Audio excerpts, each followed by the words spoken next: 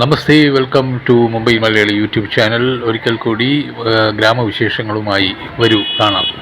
West ബംഗാളിലെ കൽക്കട്ടയിൽ നിന്ന് ഏകദേശം 140 കിലോമീറ്റർ അകലെയുള്ള ഇഗ്ര എന്ന ഗ്രാമത്തിലെ എറിൻഡ എന്ന ഒരു കൊച്ചു സ്ഥലം, അവിടെ ആണ് ഇപ്പോൾ അവിടുത്തെ ഒരു higher secondary school, government higher secondary സ്കൂളിൻ്റെ മുൻവശമുള്ള വലിയ ഒരു കുളം. ഇതൊരു പ്രൈവറ്റ് പ്രോപ്പർട്ടിയാണ്.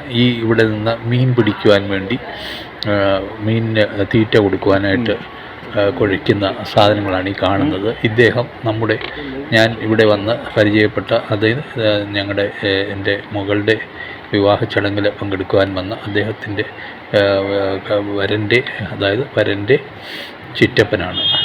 വരൻ്റെ അച്ഛനും ഉണ്ട് കൂടെ. അവർ മീൻപിടുത്തം ഇവരുടെ ഒരു ഹരമാണ്. കുട്ടിക്കാലം തൊട്ട് തുടങ്ങിയതായിരിക്കാം ഒരു പക്ഷേ ഈ മീൻപിടുത്തം. അതായത് ഒരു ചെറിയ ഒരു ദണ്ട് പോലൊരു വടി പോലൊരു സാധനം, അത് മുളങ്കമ്പാണെന്ന് തോന്നുന്നു. അപ്പോൾ അതിൽ എല്ലാം സ്പ്രിങ് പോലെ പിടിപ്പിച്ചിട്ട് ചെറിയ ഹുക്ക് പോലൊക്കെ പിടിപ്പിച്ചിട്ട് അതിൻ്റെ അറ്റത്ത് ഇങ്ങനെ തീറ്റ ഇട്ട് കൊടുത്തിട്ട് ഇങ്ങനെ താഴെ വെച്ച് ഇങ്ങനെ വെയിറ്റ് ചെയ്യുന്ന ആ ഒരു കാഴ്ച, അത് കുട്ടിക്കാലത്ത് നമ്മൾ പലരും ചെയ്തതായിട്ട് നമ്മൾ കണ്ടിട്ടുണ്ട്. ഞാനത് അധികം അങ്ങനെയുള്ളൊരു രസത്തിൽ ഏർപ്പെട്ടിട്ടില്ല. പക്ഷേ ഇത് മീൻ കിട്ടുന്നിടം വരെ വളരെയധികം ക്ഷമയോടുകൂടി ഇങ്ങനെ നിൽക്കുവാനുള്ള ഒരു കഴിവെന്ന് പറയുന്നത് അത് വളരെ വലുതാണ്. അപ്പോൾ എന്തായാലും കുട പിടിച്ച് നല്ല വെയിലുണ്ട്. ഈ ഗ്രാമത്തിലെ പല കുളങ്ങളും ഇവിടെ കണ്ടു ഞാൻ, ചെറിയ കുളങ്ങളും വലിയ കുളങ്ങളും ഒക്കെ. ഇതൊരു വലിയ കുളമാണ് ഈ കാണുന്നത്. ഈ വലിയ കുളത്തിൽ ഇവിടെ സംഭവിക്കുന്നത് എന്താണെന്ന് വെച്ചാൽ, ഈ മീൻ പിടിക്കാൻ വരുന്ന അപ്പുറത്തും ഇപ്പുറത്തും ഒക്കെ ആൾക്കാരെ കാണും. അപ്പോൾ അവർ എത്രത്തോളം സമയം വേണമെങ്കിലും അവിടെ കാത്തു നിൽക്കുകയാണ്. അപ്പം മീൻ കുറച്ച് കഴിയുമ്പോൾ ഈ തീറ്റ ഇട്ട് കൊടുത്ത് അതിനകത്ത് മുങ്ങി അലിഞ്ഞങ്ങ് പോകും. പിന്നെ വീണ്ടും ഇടും. അങ്ങനെയാണ് മീൻപിടുത്തം നടത്തുന്നത്. അപ്പോൾ എന്തായാലും ഇത് പരിചയമുള്ളവർക്കൊക്കെ അറിയായിരിക്കും. ഇതാണ് ആ കാണുന്ന സ്കൂള്. ഇവിടുത്തെ ഒരു ഗവൺമെൻറ് സർക്കാർ സ്കൂളാണ്. വലിയ സ്കൂളാണ്. ധാരാളം കുട്ടികൾ പഠിക്കുന്നുണ്ട്. നമ്മുടെ സംസ്ഥാനത്തെ കേരളത്തിലെ പോലെയല്ല. ഇവിടെ ഗവൺമെൻറ് സ്കൂളുകൾ ധാരാളം കുട്ടികൾ ഇപ്പോഴും ബംഗാളി മീഡിയത്തിൽ തന്നെ പഠിച്ച് വളരുന്നുണ്ട്. പക്ഷേ അവർ ഇംഗ്ലീഷ് മീഡിയം സ്കൂളിലോട്ട് ഗ്രാമവാസികൾ അങ്ങനെ പോകാറില്ല എന്നാണ് അറിയുന്നത്.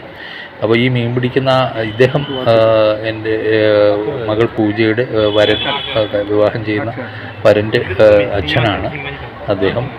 അദ്ദേഹത്തിന് ഒരു 65 വയസ്സോളം കാണും. അദ്ദേഹം ഇപ്പോഴും ആ കുട്ടിക്കാലത്തെ ഓർമ്മ വെച്ച് ഇപ്പോഴും മീൻ പിടിക്കാനുള്ള ഒരു രസത്തിലിങ്ങനെ വന്നിരുന്ന് ചെയ്യുകയാണ്.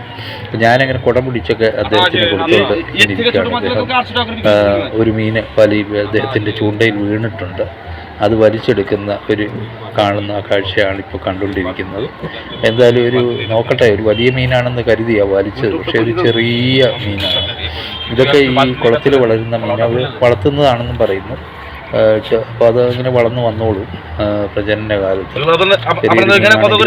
പിടുത്തത്തിന് മീൻ പിടിക്കാൻ പോയതിന് പ്രയോജനം ഉണ്ടായിന്ന് കരുതി. എന്തായാലും ഇനിയും വലിയ മീൻ കിട്ടുന്നിടം വരെ അവരവിടെ നിന്ന് മീൻ പിടിക്കും. അത് കഴിഞ്ഞ് ഞങ്ങൾ അവിടെ നിന്ന് പുറപ്പെട്ടു. ഞാനും പഞ്ചൻ്റെ ചിറ്റപ്പനും കൂടി അദ്ദേഹം ബൈക്കെടുത്ത് എന്നെ അവിടെ ഗ്രാമമെല്ലാം കാട്ടിത്തരാമെന്ന് പറഞ്ഞ് ഞങ്ങൾ പോവുകയാണ്. അപ്പോൾ എന്തായാലും ആ ഗ്രാമത്തിലൂടെ ഉള്ള വഴികൾ മിക്കവാറും കോൺക്രീറ്റ് വഴികളായിട്ടാണ് കണ്ടത്. അദ്ദേഹം പറയുന്നത് ഇവിടുത്തെ മിക്ക കുളങ്ങളൊക്കെ സൈഡിൽ കാണാം. ചെറിയ കുളങ്ങൾ നമുക്ക് കാണാൻ സാധിക്കും.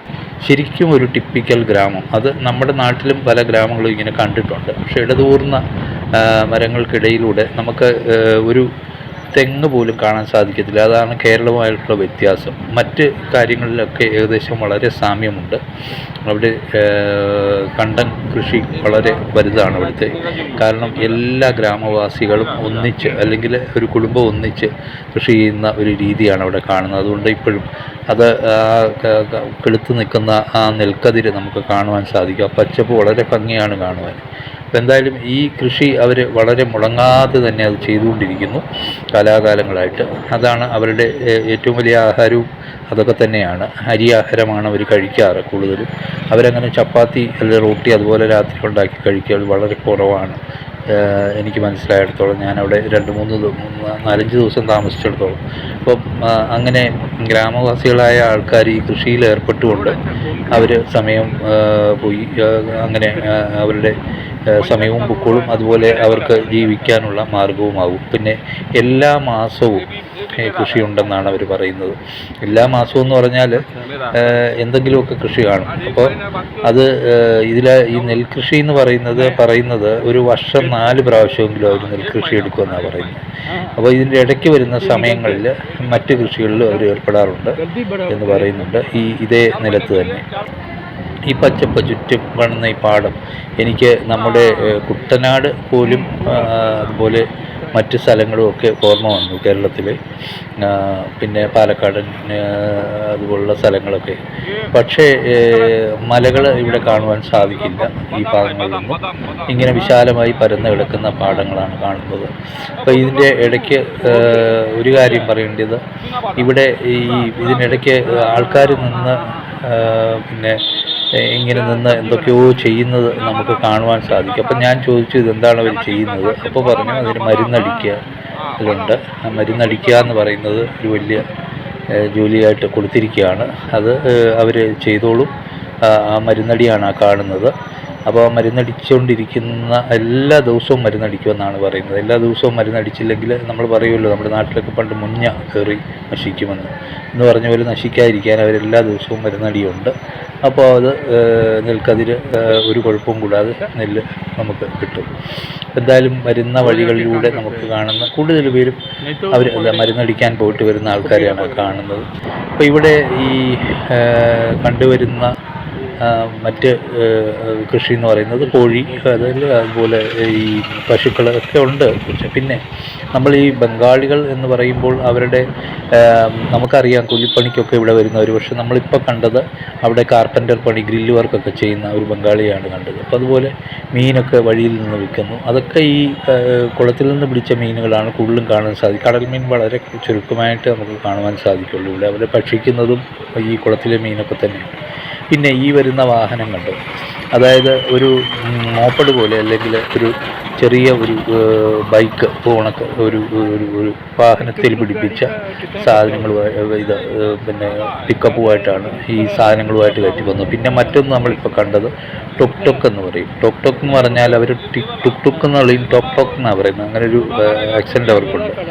എന്ന് പറഞ്ഞൊരു ആക്സെൻ്റാണ് എല്ലാ വീടിനും അവർക്ക് ഉപയോഗിക്കും. അത് മിക്കവാറും ആൾക്കാരെ കയറ്റി ഒരു 4 പേര് ഫേസ് ടു ഫേസ് ഇരുന്ന് പോകും. പിന്നെ കുട്ടികളൊക്കെ സ്കൂൾ വിട്ട് വരുന്ന കാഴ്ച കാണുന്നുണ്ട്. പിന്നെ പെൺകുട്ടികളും ആൺകുട്ടികളൊക്കെ യൂണിഫോമിൽ.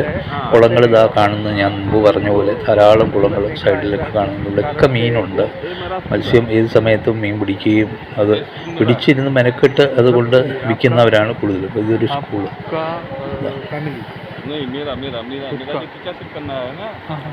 അദ്ദേഹം പറഞ്ഞത് നമ്മുടെ പയ്യൻ്റെ ചിറ്റപ്പൻ, അദ്ദേഹം ഈ സ്കൂളിലാണ് പഠിപ്പിക്കുന്നത്. +2 വരെ ഉണ്ടെന്നാണ് പറയുന്നത്. ബംഗാളി മീഡിയം സ്കൂൾ തന്നെയാണ്. അദ്ദേഹം ജിയോഗ്രഫിയാണ് പഠിപ്പിക്കുന്നത്. ഇപ്പോൾ അദ്ദേഹം ലീവിലാണ് കല്യാണം പ്രമാണിച്ച്. അതായത് എൻ്റെ മകളും ദീപാഞ്ചൽ എന്ന് പറയുന്ന ഈ ചിറ്റപ്പൻ്റെ മരുമകനുമായിട്ടുള്ള വിവാഹം നടക്കുവാൻ പോകുന്ന ഒരു ദിവസം കൂടിയേ ബാക്കിയുള്ളൂ. അപ്പോൾ അതിന് മുമ്പുള്ള ഈ കറക്കവും കാഴ്ചയൊക്കെയാണ് ഈ കാണുന്നത്. ഓട്ടോറിക്ഷ വളരെ വിരളമായിട്ടാണ് കാണുന്നത്. മറ്റേ ഇലക്ട്രിക്കാണ് പറയുന്ന ടുക് ടുക്ക് എന്ന് പറയുന്ന വാഹനം. പശുക്കളെയൊക്കെ കാണാം സൈഡിലൊക്കെ ഇങ്ങനെ മേഞ്ഞ് നിൽക്കുന്ന വഴിയിലൊക്കെ. ഈ കാണുന്നതും ഒരു ട്രാക്ടറാണ്. ഇവിടെ ഒരു നല്ല വീതിയുള്ള റോഡാണ് കാണാൻ സാധിച്ചത്. അവിടെ റോഡ് പണി നടക്കുകയാണ്. ഇതൊക്കെ പഞ്ചായത്ത് റോഡുകളാണ്. അപ്പം ഞാൻ അറിയാൻ സാധിച്ചിടത്തോളം അതായത് പ്രധാനമന്ത്രി സഡക് യോജനയിൽ ധാരാളം വഴികളെല്ലാം ടാർ ചെയ്യുകയും കോൺക്രീറ്റ് ചെയ്യുകയൊക്കെ ചെയ്തിരിക്കുന്നത് അങ്ങനെയാണ്. അപ്പം അങ്ങനെയുള്ള വഴികളെല്ലാം അപ്പം ഞങ്ങൾ ഇവിടെ ഒരു സ്വീറ്റ് ഷോപ്പിലേക്ക് വന്നിരിക്കുകയാണ്. അതായത് മിഠായി ഷോപ്പ് എന്ന് പറയുമല്ലോ നമ്മളൊക്കെ ഈ നോർത്ത് ഇന്ത്യയിലൊക്കെ. മിഠായി ഷോപ്പ് എന്ന് പറഞ്ഞാൽ ഈ നമ്മൾ ലഡു, പേട ഒക്കെ കിട്ടുന്ന ഒരു ഷോപ്പാണ്. ഈ ഷോപ്പിൽ വരാൻ കാരണം ഇവിടെ നിന്നാണ് കല്യാണ ആവശ്യത്തിനും അല്ലാതെയും ഒക്കെ അവിടെ ധാരാളം മിഠായികൾ വാങ്ങിച്ചിട്ടുണ്ട്, ലഡുവൊക്കെ വാങ്ങിച്ചിട്ടുണ്ട്. അതിൻ്റെ പൈസ പേ ചെയ്യാനായിട്ട് അദ്ദേഹം വന്നതാണ്. എന്താണെന്ന് ഞാൻ ചോദിച്ച് മനസ്സിലാക്കി.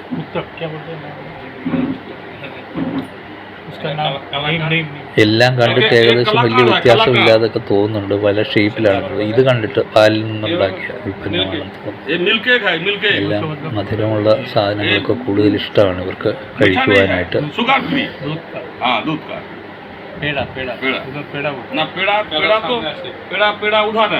ഇതൊക്കെ എല്ലാം മധുരമായിട്ടുള്ള പേടകൾ മറ്റ് വെട്ടി വെട്ടി വെച്ചിട്ടുണ്ട്. മൈസൂർ പാക്ക്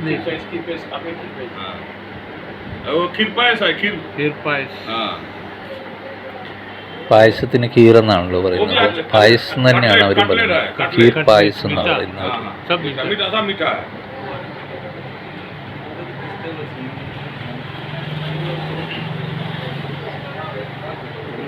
എന്തായാലും അവിടെ നിന്ന് എനിക്കും എന്തെങ്കിലും കഴിക്കുവാനായിട്ട് അവർ എടുക്കട്ടെ എന്ന് ചോദിച്ചു. അപ്പോൾ അതാ ഇങ്ങനൊരു സാധനം തന്നു. ഇത് മലായ് കുൽഫി എന്ന് പറയും. തിരിച്ച് ഞങ്ങൾ വീടിലിരിക്കുന്ന സ്ഥലത്തെത്തി. അവിടെ എത്തിയപ്പോൾ വീണ്ടും കാണാൻ സൈക്കിളിൽ പോകുന്ന സ്ത്രീജനങ്ങളുമൊക്കെ. പെണ്ണുങ്ങൾ 8ാം ക്ലാസ്സിൽ പഠിക്കുമ്പോൾ തന്നെ സൈക്കിൾ അവർക്ക് കിട്ടും എന്നാണ് അറിയുന്നത്. ഇവിടുത്തെ സർക്കാർ ഫ്രീ ആയിട്ട് കൊടുക്കുന്നതാ പോലും. വളരെ നല്ല കാര്യമാണ് എന്തായാലും.